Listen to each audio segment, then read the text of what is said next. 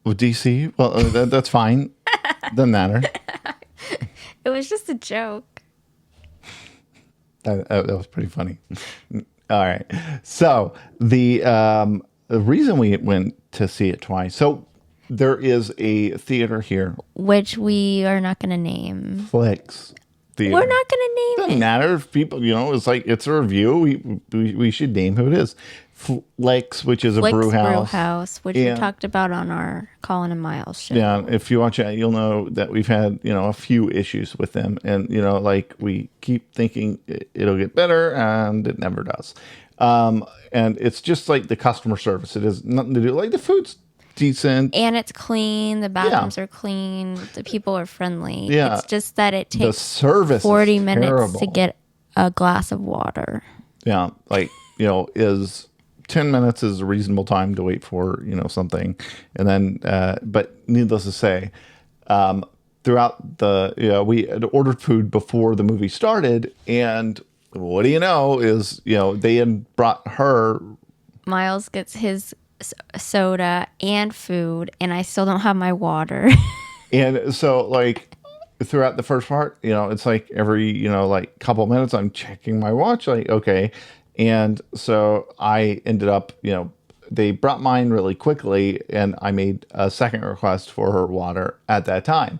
And then another 10 minutes passed, I made a third request. And then another 10 minutes passed, I made a fourth request. And did I make a fifth request? No. Okay, no. But it's like they brought your water and they still hadn't brought your food. No, my food came before your my food water. came before your water, which made me even more irritated because it's like, Shouldn't the drinks come out of the same fountain? Like, you have sodas, you have a place that you can hit water. It should all be in the same location. well, so then, so the movie went to credits and, I went out mistakenly thinking that I could get back for the post-credits scene.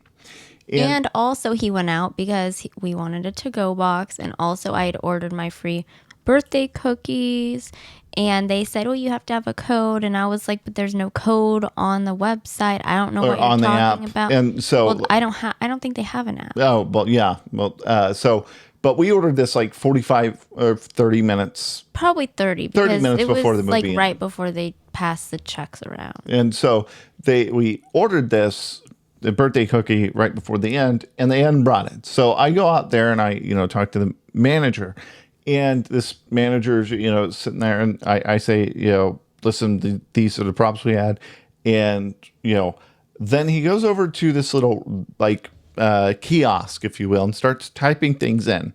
And note, I'm asking for a to-go container, which is right above him, and I'm asking for a cookie, which, should just, come from the kitchen, right? And he sits there for no less than 3 to 4 minutes, hitting buttons on the screen. And at some point, I'm just like, wait a minute. Is this part of the process that you're mandated to go through? Do you have to do this? Or are you able to go back to the kitchen and retrieve something and make this, happen quicker? And because if this is the process that you're mandated to go through, I understand why the water took so long, because you can only do certain things, after you've completed the process. But this is a manager, someone who's supposed to be, critical thinking, right? Oh, I've got an upset customer. Let's take care of them. And no, he's sitting there punching things in, and like finally after that, is he sends one of the other 3 waiters that are just standing there to the kitchen to retrieve cookies. Okay. And by this time I had missed the post-credit scene. Okay. And so we decide, there is a Regal theater in, a little ways away from us. But when we were stationed in Connecticut, we, were patrons at Regal Cinema up there. Mm-hmm. And so, why not? Well, and I had a free birthday popcorn, and I said, let's try it out. Our birthdays are close together, by the way. If, you caught that, this is my birthday gift. So, it's 6 days our birthday separates. But anyway, so we get there. Well, no, I said, hey, look, they have a 4DX. theater. I didn't know we had one here, like in this area. I didn't know what 40X was. Well, I'd read about it, and actually, I wasn't as impressed as I thought I would be. It was. So here's what I thought 40X was. I knew that they have a thing that it'll splash water at you if that's, in the movie. It'll blow wind. It's 3D. It's like you're immersed in the environment. Yes. And I knew that I thought the seats like moved like a little. Yeah. Not as they did. So 40X, for those of you who don't know, is like one of those roller coaster rides that you see at the mall, and the seat like moves around, tilts, and like, and like the actual seat is not necessarily comfortable. No. I had to slouch the whole time because I was too short. So I was like kind of like laying back like this, like. So it's literally almost designed as a seat for a roller coaster. And what we found out is, so, we decided, yeah, let's go. So we get there, and, the previews start and whatnot. Yes, and somebody online had said that they play 30 minutes of trailers. That is and unnecessary. I'm like, that can't be right. They're exaggerating. Oh, no. Because the first 10 minutes were just commercials, not even like trailers. They were just random commercials. It's like you buy a ticket for a movie at 7. It should start at 7. You should not have to sit through 30 minutes of mandatory commercials because the ticket says 7. Or adjust, the time you're going to arrive and hope you don't, miss the beginning of the movie. Yeah. Clever ploy, Regal, but, nonetheless, is so we get to the previews, and, then this 40X, like intro comes up, and, it's like, it starts soft, right? And then it goes pretty crazy, they start, with, what was it, a spaceship or whatever? Was it? I only remember the ocean Yeah. Well, scene. Yeah. Well, that was the calmer part, right? No. Oh. Because there was a whale and the water and. Oh, yeah. Okay. Yeah. But it was very turbulent. We're talking, at least like 20-degree pitches minimum for the chairs, like jerking around, and quickly too.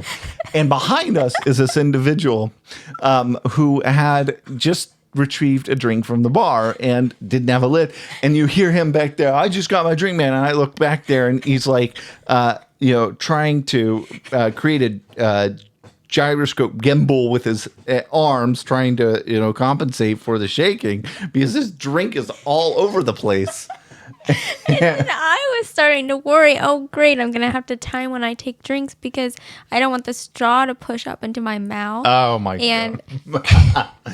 And we get a large popcorn, and, albeit, like, I had to hang on to that thing at times in the movie because, it would have gone everywhere. It was nuts. And it's not like they had a static, stable cup holder. Is if you didn't have a lid on your drink was on you. Yeah. And it was just, and the actual seats looked like, like they were sturdily built. They were in like pods of 4, like rows of 4 connected. Mm-hmm. And then they have this little on and off button for water, and I turned it off because I'm wearing glasses. I don't want to get, water on my glasses. But for some reason, it kept turning back on. And he blamed me. And I said, why would I do that? I said, did you turn my water off? And I said, no. And he's like, he didn't believe me. It was so rude. No, I believe you. No, you asked me like twice. Because it happened twice. No, the same time. Oh. And I got irritated. I thought maybe you accidentally hit up. Because I was like, why would But then I realized that you actually have to push, depress the button. And so, like, it just kept turning on. I'm like, this is so weird. So I, throughout the movie, I had to check it. But I was able to pay attention more to this movie, than I was at Flicks because I was, so frustrated. Yes, but this was like, I didn't enjoy being jostled around the whole time. It was like literally the whole movie just jostled around. Like It really any fight scene, whenever like the camera's panned farther away, there wasn't, but whenever it was, like a punch landed, boom, it's. I know, and the whole opening. The Backstreet, yeah, or the NSYNC, yeah, it's just like a too jostly, and I'm like, this isn't enjoyable. And she was laughing hysterically at the same time because it was so surprising, and it was so unnecessary. It's like they should have a knob on there where you can turn down your intensity level. So sadly, and this was my thought all along, Flicks is allowed to have bad service because they're the only, and they're cleaner than, and because they're the Regal, only theater like it, like in the metro. AMC, they may have recliner seats, but their tickets cost a lot more. I don't know if they all have recliner seats. The theater that we went to didn't. Warren does. Some. Yeah, but you have to select it. And apparently they've got a director's suite and a balcony seating with actual menus. Mm-hmm. But is it worth driving all the way to Moore? I don't think so. For reference, we're in the Oklahoma City area, and we live in Piedmont, so Piedmont to Moore is 40 minutes. And I don't like the drive. I don't like the highways I have to get on. Yeah. Well, other than that is, I guess we'll find out more about Regal and their menu service when we go back, because I think we will go back to. I want to try it. Like, apparently their director suite is not that expensive. Well, we'll see. So sadly, I think we'll still be going back to Flicks and just hope that they do better. And I need. Not if you allow me to yell at them at the front end. Well, somebody needs to tell them, you're the only theater here, and we get that people are going to come back because you're the only good theater, but you really need to do a better job.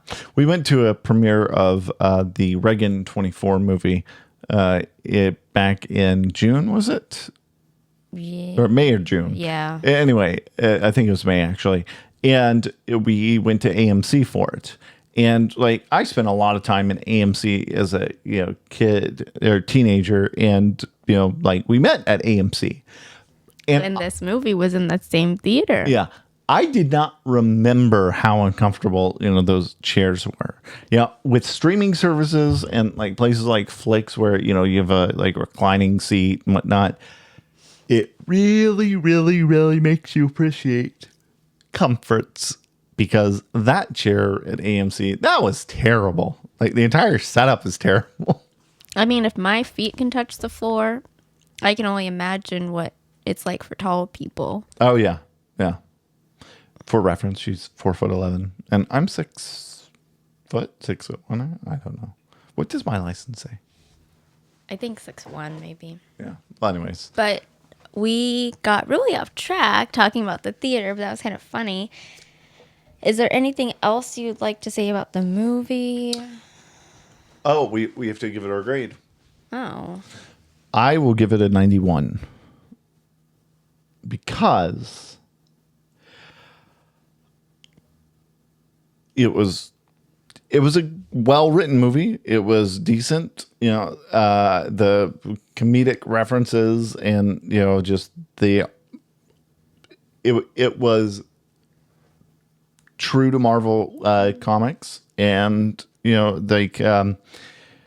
I think that if they had put in more characters, or if they had introduced more Marvel Universe characters into it and included them in the storyline rather than refining, like, I get it, it's Deadpool and Wolverine, but nonetheless, I feel like there's so much that you're left wanting from that movie. Okay. Like, I would have been okay with it being 2 hours. It was. I'm sorry. It was 2 hours? In 10 minutes. Yeah. I would have been okay with it being a 3-hour movie. Just because the storyline flowed so well. I don't want to give it too high of a score, but I would watch it again, and I think we're going to be quoting stuff from it and referencing it for a long time. So I'm going to say 85. Don't sound so reluctant, like you're giving a good score to a movie that make you feel sleazy. No, this one didn't. Yeah. It was really just the first one. Yeah. Well, they really made an impact with the first one, that's for sure. Yeah. I'm just surprised they could still keep it rated R this time. Why? Because it's Disney? Yeah. Yeah. Looking back at, man, Deadpool. They have such good comics of Deadpool. Yeah. Anyways, and this one typically Earth 616 is where it takes place. Mm-hmm. But anyways, well, with that, this has been Yadam, an extended bonus episode. Special, as you said. Special edition. And until next time, I hope those of you who listened to it and all the way through, just because it was a Deadpool and Wolverine, listen to our show. Yes. By all means. But until next time, I'm Colin. And I'm Miles. And we'll see you next time on Yadam or You Ought to Watch This Movie. See you guys later. Bye. Bye. Thanks for listening to You Ought to Watch This Movie, a podcast about movies from the first decade of the 2000s, aka the aughts. Be sure to subscribe for new episodes covering movies you ought to watch. We'll see you next time.